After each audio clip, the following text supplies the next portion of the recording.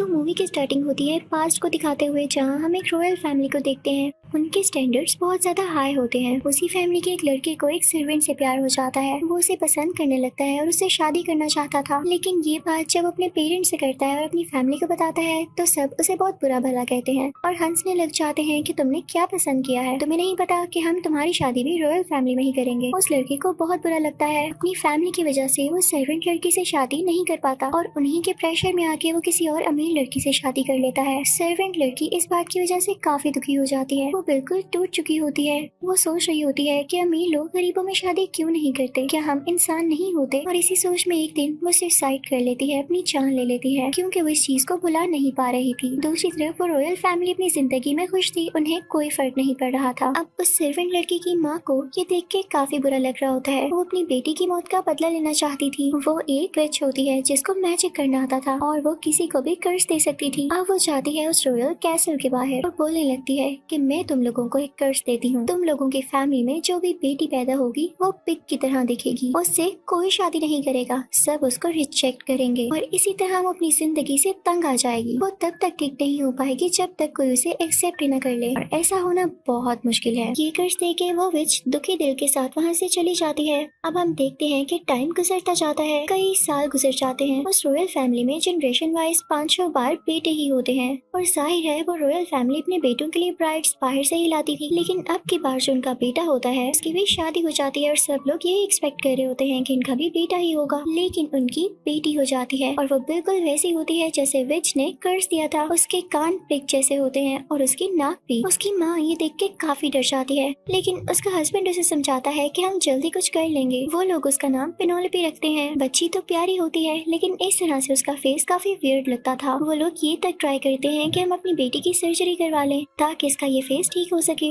लेकिन डॉक्टर्स कहते हैं कि बहुत कॉम्प्लिकेटेड है, यानी सर्जरी नहीं हो सकती। इसमें पेनोलोपी की जान को काफी खतरा है। तो पेनोलोपी के पेरेंट्स डिसहार्ट होके वहाँ से आ जाते हैं। ये बात आहिस्ता आहिस्ता फैलने लगती है और इवन न्यूज में भी ये बहुत बड़ी हेडलाइन बन जाती है कि एक बिग लड़की पैदा हुई है। सब लोगों को वही कर्ज याद आने लगता है जो कि विच ने रॉयल फैमिली को दिया होता है कि आज वो सच हो गया है। एक दिन पेनोलोपी की मदर ने उसे उठाया होता है, तभी उनके घर में एक रिपोर्टर चुपके से आ जाता है। वो इनफैक्ट उस बच्ची की कुछ पिक्चर्स लेना चाहता था ताकि ये न्यूज में दे सके और सारे लोग इसे देख सकें, जो कि पेनोलोपी की मदर नहीं चाहती थी। वो उस रिपोर्टर की आंख को इंजर्ड कर देती है, जिससे डर कर वो रिपोर्टर भाग जाता है। अब पेनोलोपी की मदर सोच में पड़ जाती है कि हमारे घर में कोई प्राइवेसी नहीं रही। हर वक्त मीडिया इस चक्कर में होता है कि किसी तरह से वो घर के अंदर आ जाए और मेरी बेटी की इस तरह की पिक्चर्स लेके वायरल करें। उसका बहुत दिल दुखता था, तो वो एक प्लान बनाती है और वो प्लान ये था कि वो सबको ये शो करेंगे कि उनकी बेटी पेनोलोपी की डेथ हो चुकी है, जिसके बाद कोई भी उन्हें तंग नहीं करेगा। इसलिए वो एक फ्यूनरल करते हैं जिसमें वो रोते भी हैं ताकि सबको यही लगे कि उनकी बेटी की डेथ हो गई है। इसके बाद से पेनोलोपी की मदर ने उसे घर में ही रखना शुरू कर दिया। वो उसे बहुत प्यार करती थी।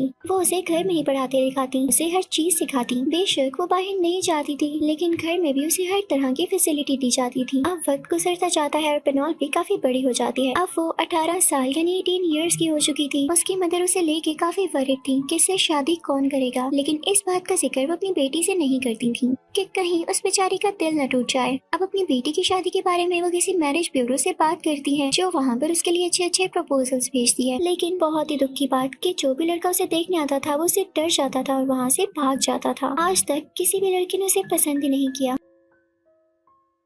इसी तरह से कई साल गुजरते गए और अब पेनोलोपी 25 इयर्स की थी। पेनोलोपी की मदर हर आने वाले प्रपोजल से कहती कि बेशक तुम शादी ना करो, लेकिन प्लीज किसी को बाहर मत बताना कि हमारी बेटी जिंदा है या यहाँ रहती है। तो वो लोग भी एग्रीमेंट पर साइन कर देते। लेकिन इस बात की वजह से पेनोलोपी की मदर काफी सैड रहने लगी थी कि अब उनकी बेटी का क्या होगा। अब एक दिन एक और लड़का पेनोलोपी को देखने आता है, लेकिन वो काफी बदतमीज होता है ना। वो एग्रीमेंट पे साइन करता है और वो उन लोगों से कहता है कि मैं ये बात सबको बाहर बता कर ही रहूंगा। अब वो बुरा लड़का बाहर जाकर सबको बताने लगता है कि इस फैमिली में एक बिग गर्ल रहती है और ये बात जाकर वो पुलिस को भी बताता है। पुलिस उसी लड़की को अरेस्ट कर लेती है कि तुम बहकी बहकी बातें कर रहे हो, हमारा टाइम वेस्ट नहीं करो। अब अगली सुबह होते ही जब वो लड़का बाहर आता है तो वो न्यूज़पेपर देखता है जिसमें उसके अगेंस्ट न्यूज छपी होती है कि ये लड़का फजूल में ही किसी बिग लड़की के बारे में बातें कर रहा है जो कि है ही नहीं। अब वो लड़का प्रिंटिंग प्रेस जाता है और वहाँ न्यूज़पेपर रिपोर्टर से कहता है कि तुम्हारा दिमाग तो ठीक है, तुमने क्या न्यूज डाली है, तुम्हें लगता है कि मैं झूठ बोल रहा हूँ, तुम अभी मेरे फादर को नहीं जानते, वो तुम्हारा बहुत बुरा हाल करेंगे। अब वो रिपोर्टर सिक्योरिटी को बुलाता है कि इसे यहाँ से बाहर निकालो। जब सिक्योरिटी उसे बाहर निकाल रही होती है तो वो कहता है कि मैं अपना बदला जरूर जरूर लूंगा। वहाँ पर एक और रिपोर्टर होता है जिसकी एक आंख कवर्ड होती है क्योंकि उसकी आंख नहीं होती।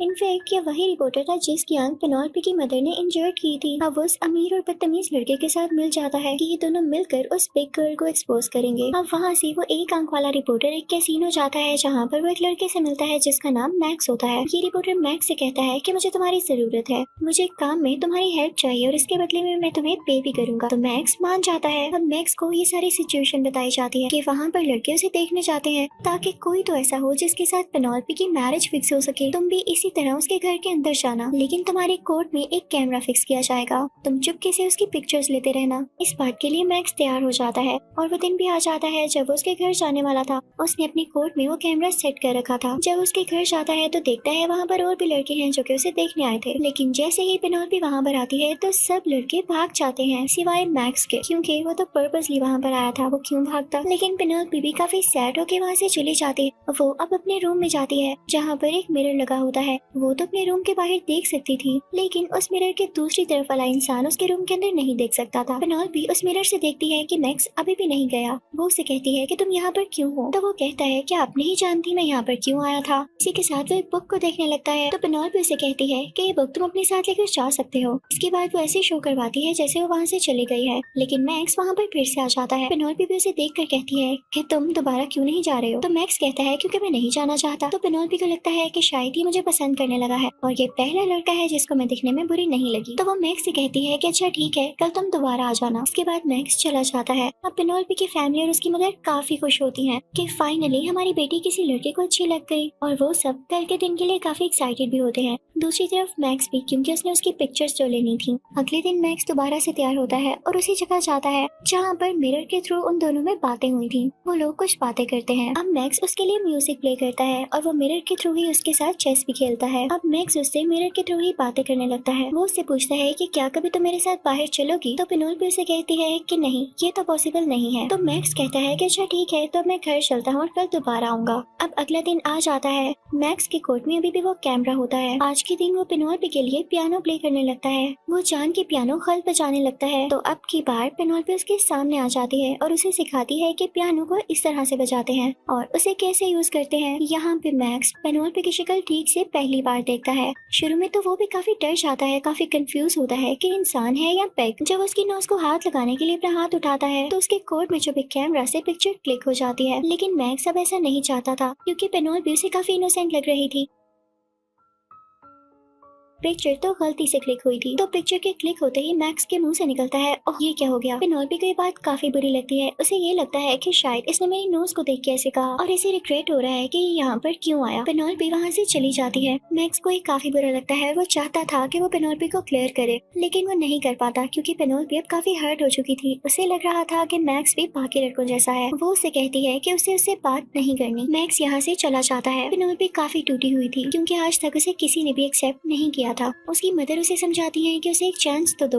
जब मैक्स जा रहा होता है तो पेनोल्पी की मदर उसे रोकने जाती है, लेकिन जब वो देखती है कि वो रिपोर्टर से बातें कर रहा है तो उन्हें सब समझ आ जाता है कि मैक्स को रिपोर्टर नहीं भेजा था और वो यहाँ पे जरूर पिक्चर से क्लिक करने आया होगा। लेकिन मैक्स उन्हें बुलाता है और कहता है कि नहीं, आज मेरा ये पर्पस नहीं था, मैं पेनोल्पी से नहीं डरा। वो कहता है कि अगर आपको मुझे फिर भी डाउट है तो मैं ये कैमरा तोड़ देता हूँ। रिपोर्टर उसे कैमरा मांगता रहता है लेकिन वो उसे कैमरा नहीं देता और तोड़ देता है। अब वो अंदर पेनोल्पी के पास जाता है और कहता है कि तुम मुझे गलत समझ रही हो, एक बार मुझसे बात तो करके देखो। तो पेनोल्पी कहती है कि अच्छा, अगर तुम सच बोल रहे हो तो क्या तुम मुझसे शादी करोगे, क्योंकि आज तक जो भी आया मुझसे डर कर भाग गया। तो मैक्स आगे से चुप हो जाता है और कहता है कि शादी वो तो मैं नहीं कर सकता क्योंकि मैं इसके लिए रेडी ही नहीं हूँ। तो पेनोल्पी कहती है कि कोई बात नहीं, इसमें तुम्हारी गलती नहीं है, मैं जानती हूँ। और इसी के साथ ही मैक्स वहाँ से चला जाता है। पेनोल्पी काफी सैड हो जाती है और रोने लगती है कि शायद मेरी फेट में यही है। वो अब डिसाइड करती है कि मैं और इस कैसल में नहीं रहूंगी, मैं भी बाहर जाऊंगी और एक नॉर्मल जिंदगी जीऊंगी जैसे बाकी लड़कियां जीती हैं, क्योंकि वो भी ठीक ही सोच रही होती है इसमें उस बेचारी की क्या गलती थी। पेनोल्पी अपने मुंह को कवर कर लेती है और बाहर निकल जाती है।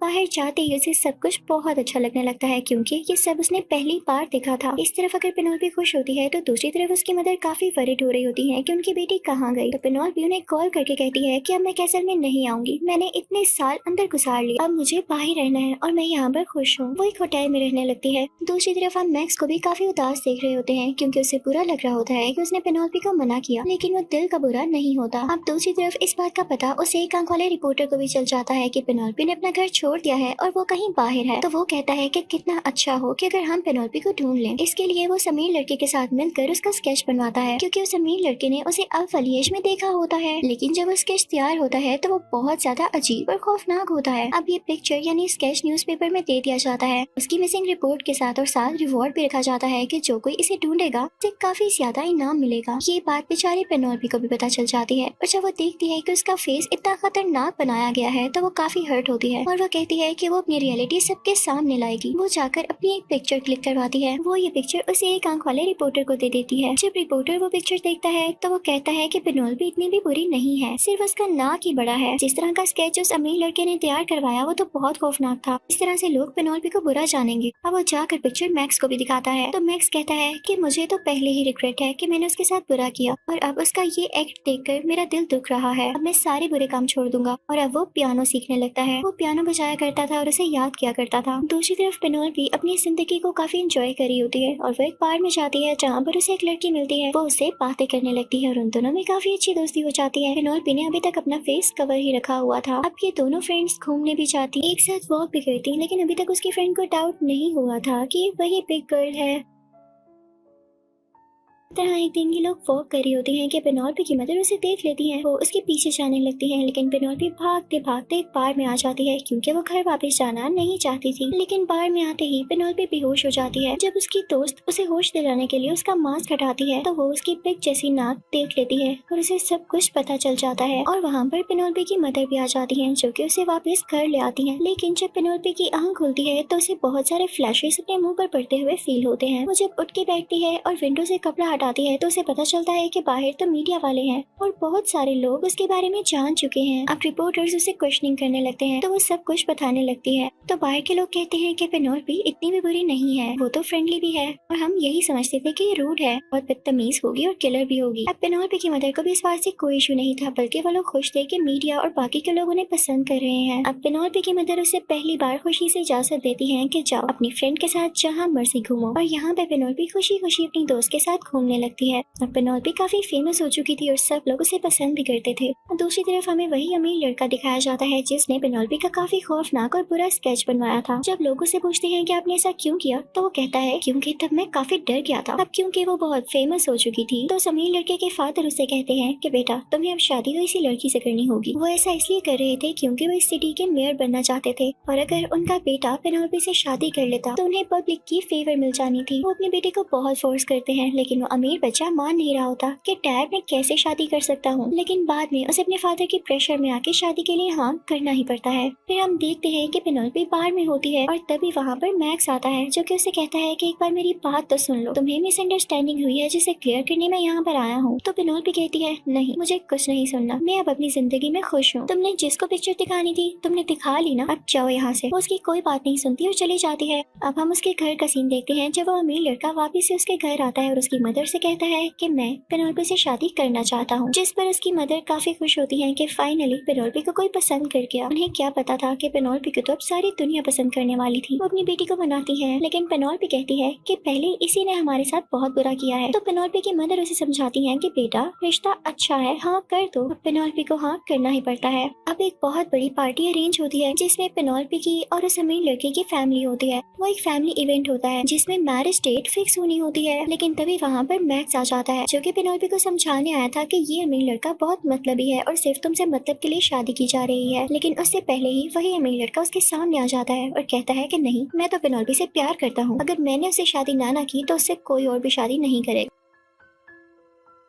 अब वहाँ पर मैक्स कुछ नहीं बोल पाता और चला जाता है। वो पेनोल्पी को बताना चाहता था कि वो उसे कितना प्यार करता है। पहले वो उसका फेस देख के कंफ्यूज जरूर हुआ था लेकिन वो ऐसा नहीं कि उसका स्टैंडर्ड ब्यूटी हो। अब वो एक आंख वाला रिपोर्टर वहाँ पर आता है। वो मैक्स से कहता है कि मैं जानता हूँ तुम पेनोल्पी से सच्चा प्यार करते हो जबकि वो अमीर लड़का ऐसा नहीं करता। तो मैक्स कहता है जाने दो यार, वो कौन सा मुझसे प्यार करती है, मेरे प्यार करने से क्या होगा, कर्ज तो उसका फिर भी नहीं टूटेगा क्योंकि उसे लगता है कि मैं उसके लिए राइट इंसान नहीं हूँ। तो वो रिपोर्टर कहता है कि तुम फिक्र नहीं करो, मैं दुनिया को सच बताऊंगा और पेनोल्पी के दिल में तुम्हारी इज्जत दोबारा से वापस लाऊंगा। अब वो रिपोर्टर वहाँ पर जाता है जहाँ पर इवेंट हो रहा होता है और पेनोल्पी की मदर से मिलता है और उनको बताता है कि एक लड़का है जो कि आपकी बेटी से सच्चा प्यार करता है और वो उस दिन शादी करने से इसलिए मना कर रहा था कि हो सकता है कि ये वन साइडेड लव कर्ज को तोड़ने के लिए काफी ना हो। लेकिन पेनोल्पी की मदर कहती है कि नहीं, अब तो उनकी शादी होने वाली है, मैं ऐसा नहीं कर सकती जिससे मेरी बेटी हर्ट हो। लेकिन किसी को क्या पता था, बेटी तो खुश थी कब, अब शादी शुरू हो चुकी होती है, सब तैयारियां पूरी होती हैं और पेनोल्पी ने भी वेडिंग ड्रेस पहन लिया होता है। लेकिन वो इवेंट शुरू होने से पहले ही वहाँ से भाग जाती है। वो कहती है कि नहीं, मैं ऐसे किसी से शादी नहीं कर सकती जिससे मैं प्यार ही ना करती हूँ। उसने पहले मुझे रिजेक्ट किया था और मैं जानती हूँ कि उसका कोई मतलब होगा। मैं अकेले लाइफ गुजार लूंगी और मुझे किसी पे डिपेंडेंट नहीं होना। मैं जैसी भी हूँ, मैं खुद को पसंद हूँ, ये मेरी कमी नहीं है बल्कि यही तो चीज है जिससे मैं यूनिक हूँ। इसी के साथ वो बेहोश हो जाती है और जब उसे होश आता है तो वो देखती है कि उसकी नोज पहले जैसी नहीं रही। उसकी नोज अब एक नॉर्मल इंसान जैसी होती है, बहुत ही प्यारी। अब वो बहुत प्यारी दिखने लगी थी। यहाँ पर फाइनली ये कर्ज खत्म हो चुका था क्योंकि इस कर्ज की यही तो शर्त थी कि जब तक कोई इसे एक्सेप्ट नहीं करेगा वो ठीक नहीं होगी, और फिर चाहे वो खुद ही हो जो खुद को एक्सेप्ट कर ले। कर्ज खत्म होने की वजह से पेनोल्पी अब एक नॉर्मल इंसान बन चुकी थी। अब वो और भी ज्यादा खूबसूरत दिखती थी और हमें पता चलता है कि उस घर में जो बटलर होता है वो इनफैक्ट विच ही थी जो कि 25 साल से वहीं पर रह रही थी और सब कुछ ऑब्जर्व कर रही थी। फिर हम देखते हैं कि पेनोल्पी एक स्कूल में जॉब करने लगती है, वहाँ पे बच्चों को बहुत अच्छे से पढ़ाती है। तभी एक हैलोवीन नाइट पर उसे ख्याल आता है कि काश वो एक बार मैक्स की बात सुन लेती। वो मैक्स से मिलने जाती है तो वहाँ पर कोई इवेंट हो रहा होता है जहाँ पर सब बच्चों ने फेस मास्क पहना होता है जो कि बिल्कुल पेनोल्पी की शक्ल से मिलता जुलता था जो कि उसकी पहली शक्ल होती थी। यानी सब बच्चे पेनोल्पी के पहले रुख को भी पसंद करते थे और अब भी पेनोल्पी भी एक मास्क पहन लेती है और मैक्स से मिलने जाती है। मैक्स से जाकर बातें करने लगती है और साथ ही अपना फेस मास्क उतार देती है। मैक्स उसे बताता है कि मैं वो इंसान नहीं था जो कि तुम्हारा कर्ज तोड़ सकता। तो पेनोल्पी उसे बताती है कि वो इंसान मैं खुद थी और अब मैं कर्ज से फ्री हूँ। देखो मैं ठीक हूँ और थैंक यू मुझसे प्यार करने के लिए जब किसी ने मुझसे प्यार नहीं किया। और इसी के साथ वो दोनों एक दूसरे को एक्सेप्ट कर लेते हैं,